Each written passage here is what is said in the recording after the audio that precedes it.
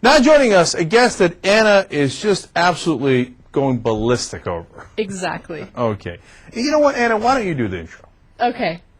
We have on the line with us the host of Bizarre Foods from the Travel Channel. He is one of my favorite hosts in the world. In the world. You hear that, Andrew? Oh, flattery will get you everywhere. Right. All right. Now, Andrew, Anna's mental over this show, but for our listeners and our viewers, let's explain what it is. What do you do on Bizarre Foods? Bizarre Foods airs Tuesday nights, 10 o'clock Eastern on the Travel Channel, and what I do is I explore different cultures around the world mouth first. The premise of my show is that I wanted to show people what real people ate in different places around the world, not so much as when in Rome, do as the Romans, but, what do people in small towns in Sicily like to eat? What do Indians in the Amazon basin of Ecuador like to eat? What do the Maasai like to eat? What do effete food snobs in Paris like to eat? And what we found when we were creating this show was that one man's weird is definitely another man's wonderful. What we think is everyday common cuisine, for example, cheese, people in Uganda are repulsed by, think it's disgusting, think it's horrible, think the texture is what makes it just fouler than foul. Just as we think the same thing about foods that other people eat in other parts of the world. Andrew, I was watching your show last week, and you were in Ethiopia, and you ate probably the most disgusting thing I've ever heard of. It was raw camel liver. Okay. Oh, not even disgusting by half. Really? And it's interesting because the one thing that you've been repulsed by is a fruit called durian. We know it most famously repulsed by because it was in the pilot, and God knows that was aired about 7 million times. So I think more people have seen me be repulsed by that. There's a handful of foods, mostly putrefied and fermented foods, that I just would not care to eat again. I'm glad I tried it once. I'm glad I experienced it. Right. And the reason I said not by half with the raw camel, if you think about a steak tartare or a rare hamburger or a coddled egg, I mean, there's lots of foods that we eat in its raw state.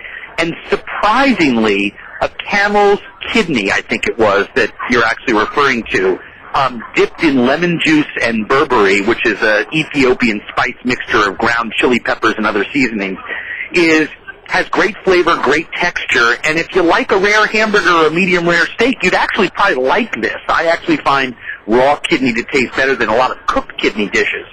But when you eat a stinkhead, which is a salmon that's been buried in the ground for 8 weeks, rolled in hay that's matted with some kind of animal urine, that's really foul. And when you eat hakarl, one of the native dishes of Iceland, which is a shark that's so poisonous when it's raw that you can't eat it, so let it rot for a couple of months before they do eat it, well, then that's a whole new level of disgustingness. But literally, the whole country stops while they eat this thing. If you had to choose between eating durian again or that salmon that you were talking about, what would you choose?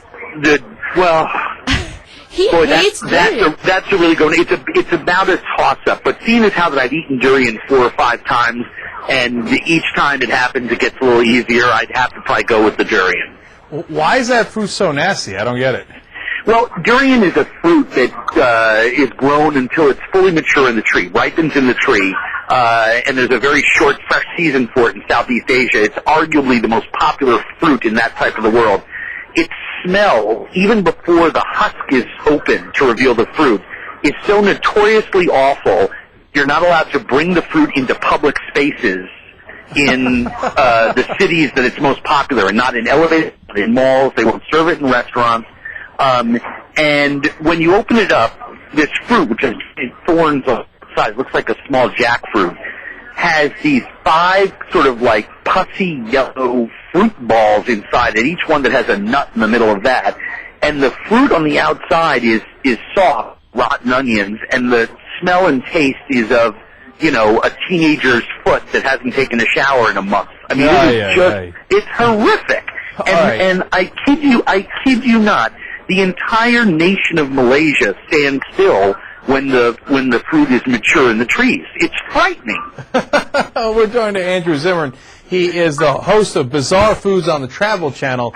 That airs on Tuesday night. Andrew, is there anything that you ate where you thought, I feel kind of bad about eating this? Like an animal that was kind of cute, or a dog, or something along those lines? Actually, he ate, not pigeon, Puffins?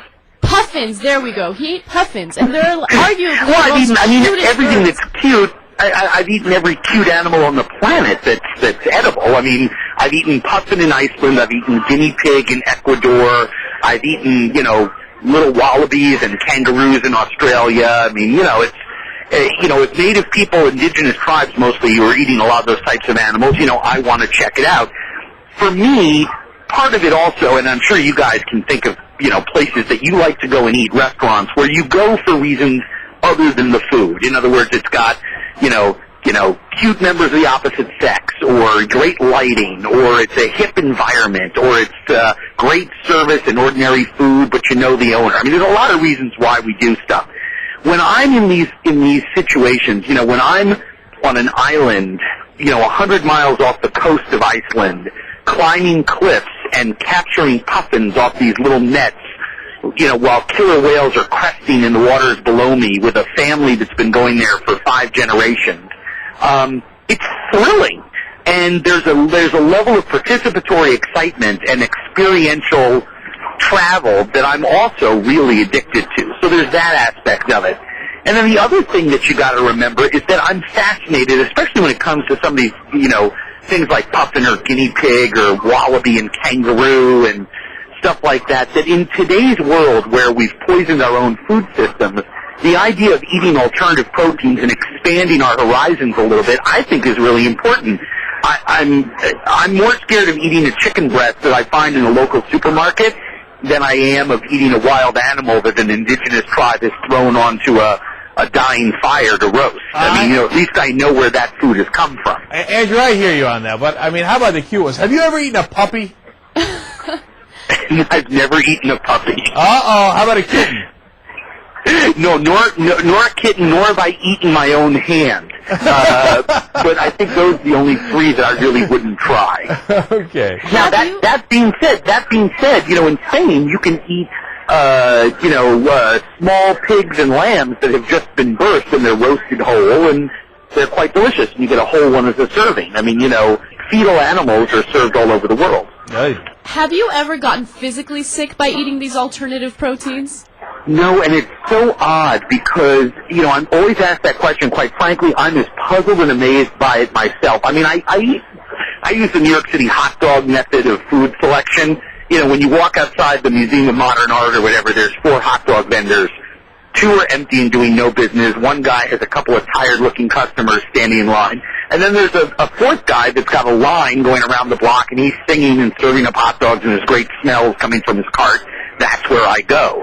So even though it seems like I'm indiscriminatory with my mouth, I really put some thought into what I'm eating. I make sure it's fresh and hot food hot, cold food cold kind of thing. But even I am amazed that I've never gotten sick on the road. Knock on wood. By the way, Andrew, this whole segment, as you describe all these bizarre things you eat in Bizarre Foods, that's the name of your show, the first time I thought, yum, is when you mentioned hot dogs in New York City. I was like, But here's the thing. The government, by law, has allowed these big food conglomerates to not tell you what's in that hot dog. But we know that 20% of the ingredients in there are unmentionables, and they're not even fresh unmentionables. No. Don't ask, don't tell. There's the thing. So when a little guy hops out from behind a tree in the middle of northern Thailand and says, here, and hands you a roast piece of water buffalo, you'd eat it too. Don't ask, don't tell. I hear you. No, the water buffalo sounds fine to me. Well, what I'm curious about, we're talking to Andrew Zimmern. He's the host of Bizarre Foods on the Travel Channel, and it's on every Tuesday night. Check your local listings. Andrew, how did you get into this line of work? Well, I was obsessed with food my whole life. I knew when I was a young man, even in high school, that I was going to be in the food business. Trained professionally as a chef, was a chef operating at, very high level in New York and L.A. Moved to Minnesota in '92, started doing that, within the restaurant business. And, I sort of grew bored with spending, 6 hours a day, 6 days a week, 17 hours a day in a hot, sweaty box filled with 12 other dudes. And I had this idea of showing people the way I traveled and ate when I was, running around on my own. And that's sort of what happened. One thing led to another. I was, people liked the tape, the crowds, people responded to it. There's no explaining taste on television. I can't tell you why. Seriously. You guys are like me. We're just so lucky that we get to have our jobs and our product is well received. I can't explain it. It's like the Supreme Court definition of pornography. I just know something good when I see it. So you sent the tape over to the Travel Channel, and they're like, booyah, let's make this thing happen. Well, yeah, it was quite a longer process than that, but essentially that's what happened. Was your show on the air before Anthony Bourdain? No, Tony had, he had his books came out, then he did a cook tour on Food Network, and then he started doing No Reservations on the Travel Channel.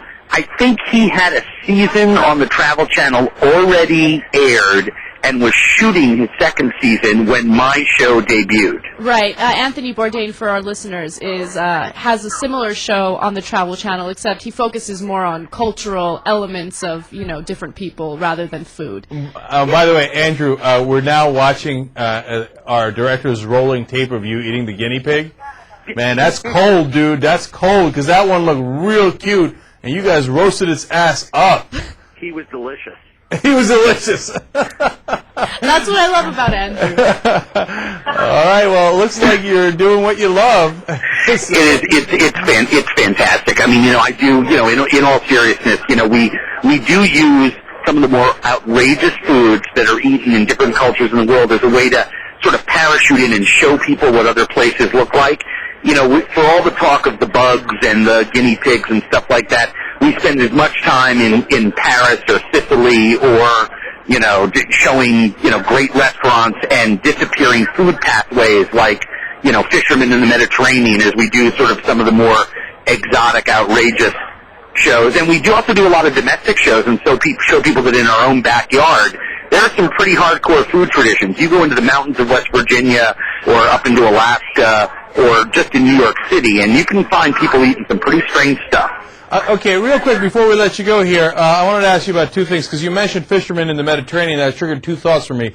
One, any chance you'll be doing a show on what Somali pirates eat soon? They're in the news. They are in the news, and certainly that would be an interesting culture. Maybe that would be for my new show, Bizarre World. Okay, and then number two, I think I heard that you were in Turkey recently. Is that right? Yeah, we shot the pilot for Bizarre Worlds, which is a new program that I think is going to, I think the new episodes of that will start rolling out in the second half of 2009, which basically my show, but instead of 100% food, it's only 20% food. I'm basically going into other countries and showing people crazy parts of other cultures of the non-edible variety, like olive oil wrestling. Oh, yeah. That's funny. Did you hear the story? This is a funny story, because I'm from Turkey originally, where that's like, of course, a local tradition, as you know. It's almost the national sport. And then gay people from across the world started coming to it because they thought that's kind of cool. And then Turkey got pissed and shut down the sport because they didn't want gay people watching it. They were offended that people thought that it was gay, that two guys would lather themselves up in oil and, wrestle for a whole day. Did you get that whole background on it or no? I did, and I will tell you, as someone who got his ass kicked by one of the national champions there, completely oiled up with his hand down my pants as he's tossing me down into the ground, there was nothing remotely appealing about it to me. I told some of the wrestlers there, I said, who thought that, that there might be some homophobia issues, I was like, dudes, you wrestle each other in olive oil. If you were worried about that, you should have gone into polo playing. I couldn't agree more. All right, Andrew Zimmern is the host of Bizarre Foods on Travel Channel, and hopefully the upcoming show, Bizarre Worlds. Check it out on Travel Channel. Andrew, thank you so much for joining us. Really Thanks, appreciate Andrew. it. Oh, it's my pleasure. And folks can find your listeners can find a lot more cool stuff at travelchannel.com and also at andrewzimmern.com if they're so inclined. You guys have a great night. All right, you too.